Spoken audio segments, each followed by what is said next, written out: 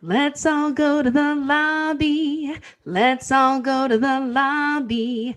Let's all go to the lobby and have ourselves a drink.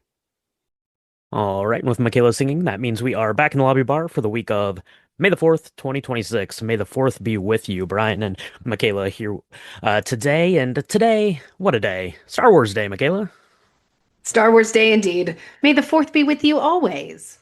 Always, yeah, that's right. Absolutely, absolutely. Always. So, Star Wars Day. We've done a lot of these here on the podcast, right? We started way back when we were junior league podcasters. We started that first May the 4th with Star Wars Episode 4, A New Hope. Yeah, we didn't know how many Star Wars days we were going to do, but we started there, so we figured we might as well carry on, just in release Mm. orders. So we did, Empire Strikes Back the following year, and then Return of the Jedi. Then we had to go back in time, strike that forward in time kind of, I guess, to episode one. Episode two, we should have looked at the calendar better because last year we went for the 20th anniversary of Revenge of the Sith. But we had to wait a whole year to talk about it. We're talking about it this week. Star Wars There's Episode 3, Revenge of the Sith. Looking forward to that one.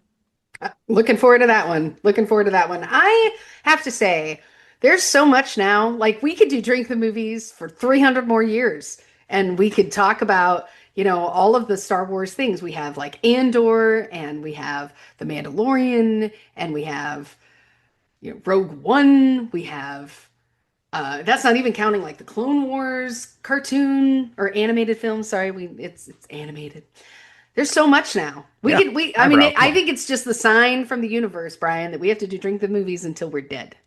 We have to keep going. Yeah, I mean, we cannot keep up here doing just one Star Wars episode in the month of May. We're actually going to be doing two this month because we're doing Revenge of the Sith, which we're going to talk about. Maybe we'll talk about our theater experience, seeing it last year on the big screen for the 20th anniversary. We're going to be covering Mandalorian and Grogu, which is still a wonky title to me, but we're excited for that. That's coming out later this month. We're doing, and as of right now, I don't think we have anything scheduled for Patreon, so I'm going to suggest that we do a sequel-ish, I guess, to something that we covered before. Because, yeah, in addition to doing the five Star Wars films that we've covered so far, we've also done Patreon episodes for Andor. We did that. Mm, So after that first season of Andor, we did Patreon special bonus episodes for all of our Galactic Star Cruiser adventures, for our mm. Disney's Galaxy's Edge adventures, and we did an episode for greatly a little known film, a great film, the Ewok Adventure, Caravan of Courage. So, my suggestion is that this month, the Star Wars month, in which we're covering double duty Star Wars on the main feed, let's go ahead, Patreon. Let's do the Battle for Endor. Let's do the Battle for Endor. Yes, I love it. I love it. Wicket is like my favorite character. He shouldn't be really. It really should be R2D2. It's always a toss up, Oh, It's true. it's just a Yeah. toss up. I mean, one is like a little Care Bear, and one's like a Care Bear metal beep boop bop. But same amount of sass though, right? Like, On his yeah, don't ass. mess with R2. And I love that we're actually going to get to talk about Revenge of the Sith this week because there's a lot of stuff that R2D2 does once again to save everybody's butts, and I just love it when like the opening scene. That's what it reminds me of. Anyways, but that is not the only thing that happened. There was a little movie that came out this last weekend called The Devil Wears Prada 2. And I'm going to hazard a guess. I haven't looked at the box office, but I'm just going to hazard a guess that it did real well. At least I hope it did because, man, my eyes are bleeding. There's so much marketing about it. So There's a lot I'm of not Devil saying Wars it's bad. I'm just saying I cannot look away because it is everywhere I'm looking. There's a lot of Devil Wears Prada 2 going on out there in the world, and we're going to be seeing it. We're going to be talking about it here on the podcast. Michaela was so excited to talk about Devil Wears Prada 2. She didn't even talk about the cocktail that we're doing today. We skipped right over that. We just went straight through that. Let's go ahead and do this real quick. Bringing it back to Star Wars, of course. So we're going to take a trip to Oga's Cantina. It's a place we've been many times. We've done a bunch of cocktails from this. Probably the most epic one. We remade the Fuzzy Tauntaun. You helped. You remember you had the little Oh little yeah. buzz buttons or whatever those Hmm. were called. But I was looking at things that were Revenge of the Sith themed, and at Oga's there's really not too much. I mean, there's some stuff that's kind of adjacent, but there's one called Three Sons over Batuu, and I thought that was good because the film ends. With the dual sunset there on Tatooine. This is the three suns over Batuu, but maybe there's three people we need to be keeping an eye on at the end of Revenge of the Sith, right? We got Luke, we got Leia, and we have Obi-Wan there watching over them from afar. This is a mocktail, so stick with me.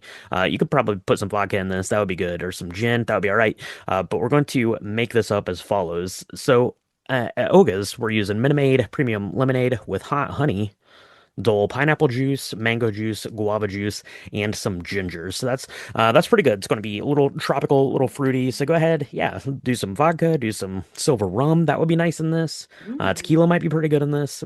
Basically anything would be pretty good in this. And I'm going to make mine as follows. I'm skipping the Minute Maid Premium Lemonade, and I'm going to put into a shaker tin one little slice of ginger.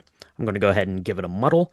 That's going to be good. And then I'm going to put in a nice dollop of some hot honey. Mike's is the big like famous brand that you see at the grocery store, but a lot of like local places are doing it now too. So, a big bar spoon's worth of that honey in there, the juice from one lemon, and then we're going to go with a cup of water, and then an ounce each of the pineapple juice, mango, and guava.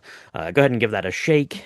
Strain it into like a rocks glass or a Collins glass filled with ice. You can sip and enjoy. So you're going to basically be making your lemonade and infusing it with those fruit flavors as we go here in the shaker tin. Keep it nice and simple for the lobby bar. Yeah, I like it. I like it. Um, I bet this is delicious. We actually have not had this. This is a drink that we did not partake in at Olga's, probably because it didn't have alcohol in it, and That's true. we had to make up for lost time. If you ever go, I don't know how it is now because it has been maybe a year or two since we've been, but it was the hottest thing ever. Like everyone was trying to get in, so you had like a reservation time. You had like 15 minutes, or maybe it's like an hour. You have a set amount of time, and you got to drink and eat and enjoy and soak it all in because 18,000 people are behind you. So maybe that's why. Maybe that's why. But yeah, this looks amazing, especially with the guava. That makes it, to me, even more like alien-esque, right? Who loves Mm-hmm. guava? Guava is such a strange kind of flavor that you don't get, and it pairs really beautifully with the mango, which I love. I love myself some mango, just not only for the flavors, but also the mouthfeel. I think it adds such a creaminess to it. So yeah, this is gonna be good. People should try this with or without alcohol. With or without alcohol. Yeah, absolutely. So, looking forward to having one of those. We're looking forward to going to see Mandalorian and Grogu. Hopefully, they'll have some fun themed cocktails at the movie theater. We're holding out hope for that. And then I wanted to give a special shout to Star Wars Galactic Drinks, from Mandalorian mocktails to Cantina Cafes, captivating beverages inspired by a galaxy far, far away, by Mark Stumarak and Jen Fujikawa, who is an excellent follow on Instagram. I just got that book last week. We're probably going to talk about it a little bit more in depth when we do the Mandalorian and Grogu movie, and I've had a chance to maybe make up a couple of those cocktails from there, do some videos, stuff like that. So just wanted to give a shout out for that. If you need some Star Wars cocktails, or if you need some Star Wars cocktails this week of all weeks, go ahead and check out that book.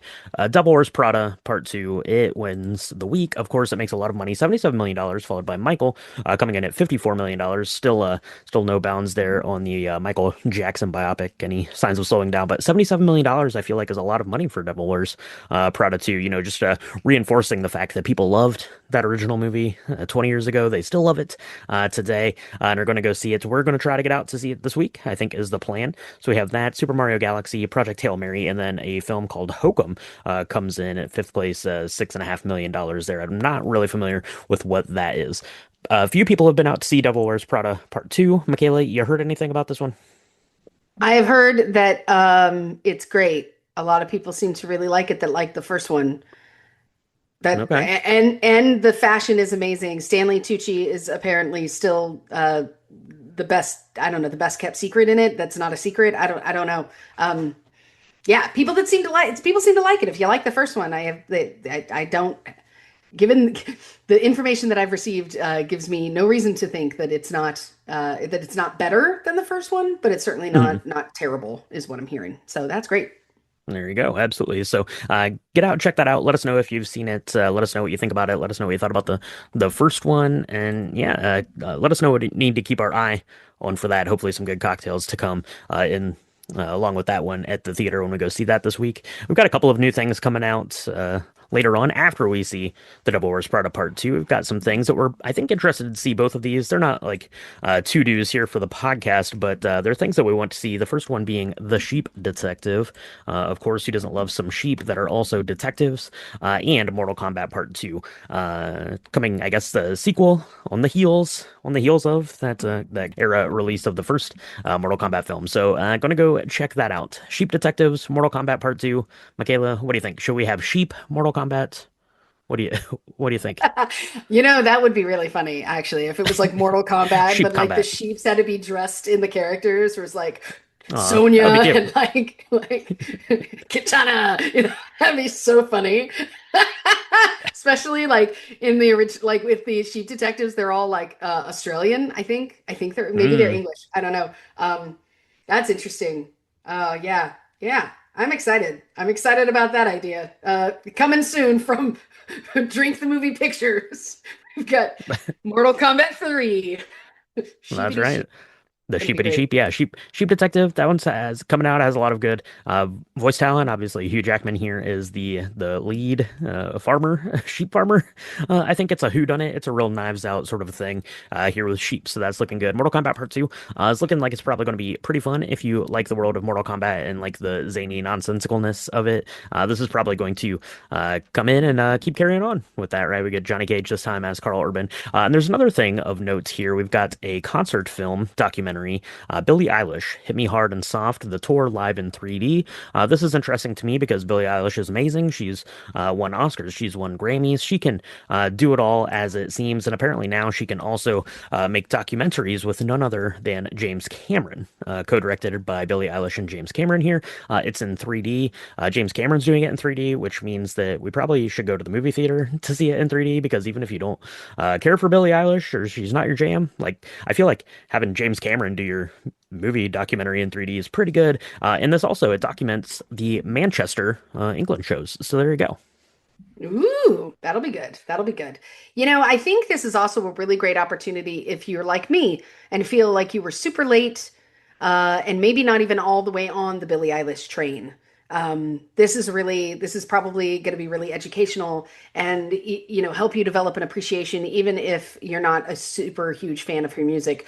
Shame on you because she's amazing. But in all seriousness, it might help you learn something or a thing or two about all of that. I think more people should do documentaries of artists, especially ones they don't like, because it spreads education at least.